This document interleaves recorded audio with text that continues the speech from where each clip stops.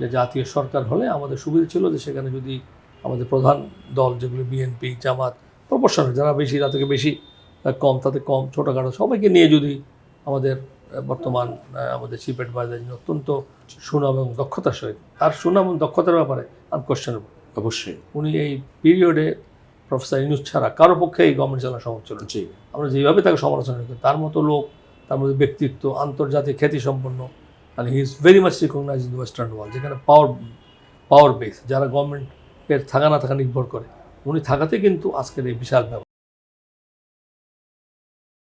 গত 16 বছরে নানা সেক্টরে দুর্নীতি হয়েছে। দেবপ্রিয় ভট্টাচার্যের নেতৃত্বে একটা কমিশনও হয়েছিল, দুর্নীতির শ্বেতপত্র ইতিমধ্যে প্রকাশিত হয়েছে, কিন্তু দুর্নীতির বন্ধের জন্য এই অন্তর্বর্তী সরকার সেই ধরনের দৃশ্যমান উদ্যোগ নেয়নি। বিভিন্ন খাতে আমরা দেখেছি কি কি দুর্নীতি হয়েছে, কিন্তু দুর্নীতি নিরসনের জন্য যা যা করা দরকার সেই উদ্যোগটা অপর্যাপ্ত। তো এখন সব কিছু মিলিয়ে আপনি কি দেখছেন আগামীতে যারা সরকার গঠন করবে তারাও এখন প্রতিশ্রুতি দেয়নি যে দুর্নীতিকে জিরো টলারেন্সে আনবে, বড় প্রেস কনফারেন্স করে বা জাতির সামনে ঘোষণা দেয়নি যে আমরা দুর্নীতি করব না এবং জিরো টলারেন্স দেখাবো। তো তাহলে এই যে নতুন বাংলাদেশের স্বপ্ন সেটা কিভাবে বাস্তবায়িত হবে? ধন্যবাদ তোমার প্রশ্নের জন্য। এটা তো বাংলাদেশের সবচেয়ে মূল সমস্যা, সবার মুখে মুখে সমস্যা এই প্রশ্নটা তুমি যেটা প্রশ্ন করলে মোস্ট কমন। জি যদি আমি প্রশ্ন সারা বাংলাদেশ জরিপ করা হয় 18 কোটি লোক যাদের মধ্যে অ্যাডাল্ট তাদেরকে বাংলাদেশের 1 নম্বর সমস্যা দুর্নীতি।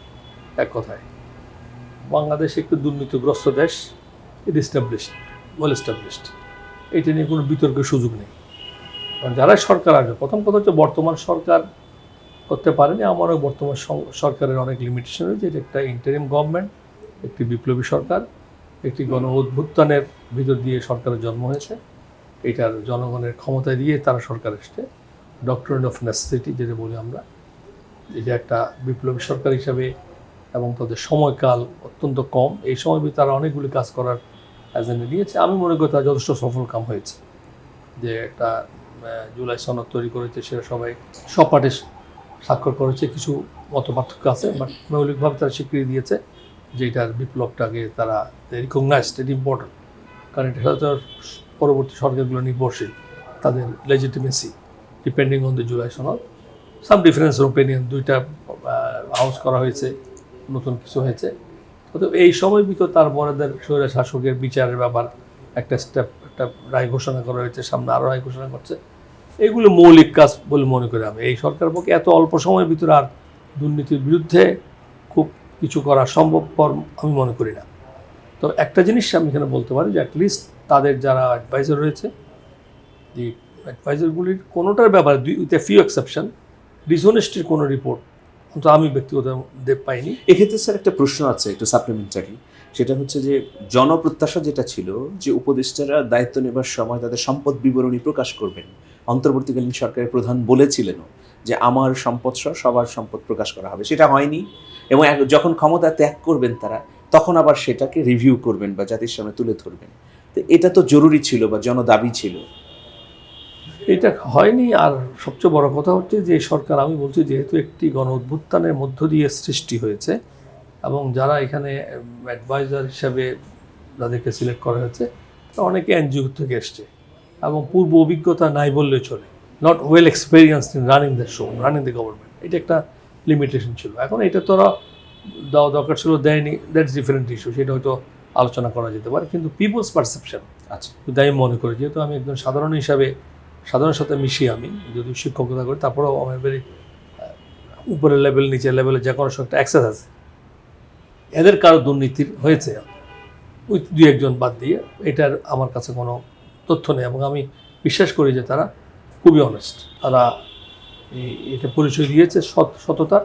কিন্তু এফিসিয়েন্সির ব্যাপারে প্রশ্ন থাকে যাচ্ছে, যেহেতু আমি বলছি তারা যে সময় সিলেকশন করা হয়েছে, একটা ঘটনা হঠাৎ করে হয়েছে, শেখ হাসিনা পালিয়ে যাবে এটা মানুষের ধারণা ছিল না। এই ঘটনার প্রেক্ষিতে যে সমস্ত সিলেকশন করে খুবই এফিশিয়েন্ট লোক সিলেক্ট করা সম্ভব ছিল না। এটা একটা এই সরকারের একটা বড় দুর্বলতা মনে করি আমি।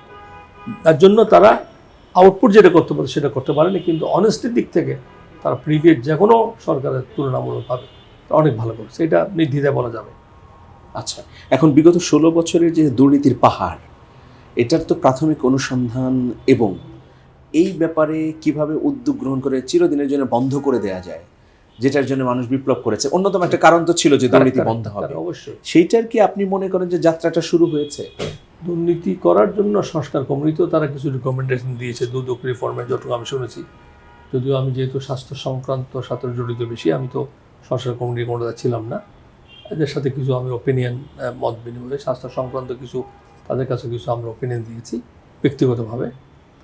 এটা হয়নি, তারা আমার মনে হয় যে এই এজেন্ডার উপর তারা খুব কাজ করতে পারেন। এটা যেহেতু শর্ট সম টাইম, ইলেকশনটা দ্রুত, বিশেষ করে পলিটিক্যাল পার্টিরা, আমি মনে করি ব্যক্তিগতভাবে তাদের আর কিছু থাকতে পারলে ভালো ছিল। আচ্ছা এবং আমি আরেকটা ব্যক্তিগত মনে করি যে একটা যদি জাতীয় সরকার হতো, আচ্ছা, এটা আমার সবচেয়ে ভালো হতো। এই প্রস্তাবটা বিভিন্ন কর্নার থেকে আসছে, আমি এটাকে খুব সমর্থন করি যে জাতীয় সরকার হলে আমাদের সুবিধা ছিল যে সেখানে যদি আমাদের প্রধান দল যেগুলো বিএনপি, জামাত, প্রপোর্শনাল, যারা বেশি তাদেরকে বেশি, কম তাতে কম, ছোটোখাটো সবাইকে নিয়ে যদি আমাদের বর্তমান আমাদের চিফ অ্যাডভাইজার অত্যন্ত সুনাম এবং দক্ষতার সহিত, তার সুনাম এবং দক্ষতার ব্যাপারে আনকোয়েশ্চনেবল, অবশ্যই উনি এই পিরিয়ডে প্রফেসর ইউনূস ছাড়া কারো পক্ষে এই গভর্নমেন্ট চালানো সম্ভব ছিল না। জি, আমরা যেভাবে তাকে সমালোচনা করি, তার মতো লোক, তার মধ্যে ব্যক্তিত্ব, আন্তর্জাতিক খ্যাতিসম্পন্ন, মানে he is very much recognise in the western world, যেখানে পাওয়ার বেস, যারা গভর্নমেন্টের থাকা না থাকা নির্ভর করে, উনি থাকাতে কিন্তু আজকের এই বিশাল ব্যাপার। changetv.press এক ফোঁটা হলুদও নেই।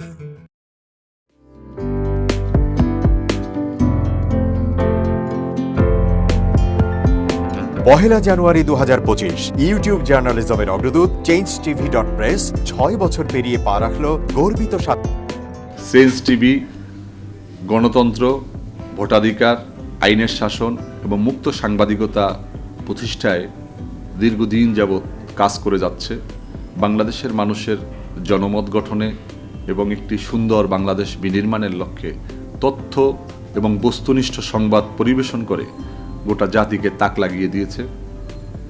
এক ফোঁটা হলুদও নেই, এই স্লোগান নিয়ে কোনো প্রতিষ্ঠান, কোনো সংবাদপত্র এবং কোনো মিডিয়া কাজ করছে বলে আমার জানা নেই।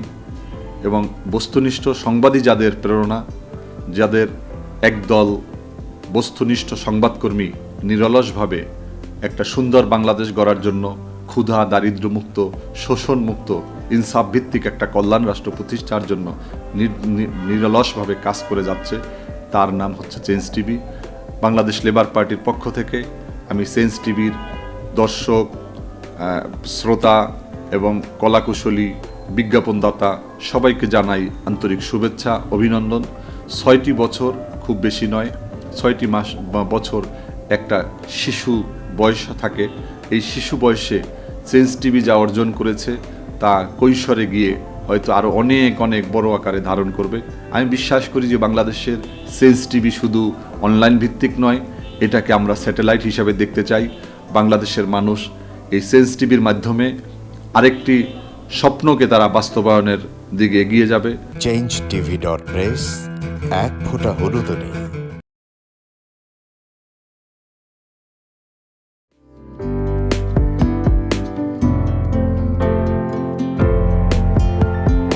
পহেলা জানুয়ারি 2025 ইউটিউব জার্নালিজমের অগ্রদূত changetv.press 6 বছর পেরিয়ে পা রাখল গর্বিত সাথে। চেঞ্জ টিভি আমার খুবই প্রিয় একটা অনলাইন একটা গণমাধ্যম। আমি মনে হয় অসংখ্য কর্মসূচি করেছি, অনেক বক্তব্য দিয়েছি। আমার বা আমাদের পার্টির এবং আমাদের মঞ্চের অসংখ্য বক্তব্য বিবৃতি তারা নিয়েছেন। আমার নামই মনে করি বাংলাদেশে রাজনৈতিক, সামাজিক, সাংস্কৃতিক, বুদ্ধিবৃত্তিক জগতেরও যারা আছেন, চেঞ্জ টিভি চেষ্টা করেছে সবার বক্তব্য নিয়ে আসার জন্য। আমাদের দুর্দিনে চেঞ্জ টিভি আমাদের সাথে ছিল। যখন প্রবল প্রতিকূল সময় আমরা পার করছি, বৈরী সময় পার করছি, আর মেইন স্ট্রিম বড় বড় মিডিয়া যখন আমাদের বক্তব্য দিতে ভয় পেত, সংকোচ করত, দিত না, এডিট করত, চেঞ্জ টিভি তখন সাহসের পরিচয় দিয়ে একটা সময়ের কণ্ঠস্বর হিসাবে আমার নিজের বক্তব্য বা অনেকেরই, অসংখ্য মানুষের বক্তব্য, কণ্ঠস্বরকে তারা সামনে নিয়ে আসছেন। চেঞ্জ টিভি একটা ঐতিহাসিক গুরুত্বপূর্ণ দায়িত্ব পালন করেছেন। এই জন্য তাদেরকে আমি 6 বছর পূর্তিতে উষ্ণ অভিনন্দন জানাই, ধন্যবাদ জানাই, রক্তিম শুভেচ্ছা জানাই। এবার অভ্যুত্থানের পরে যে নতুন যাত্রা আমি দেখতে চাইব, চেঞ্জ টিভি আরও এটার ব্যাপ্তি বাড়বে, প্রসারিত হবে।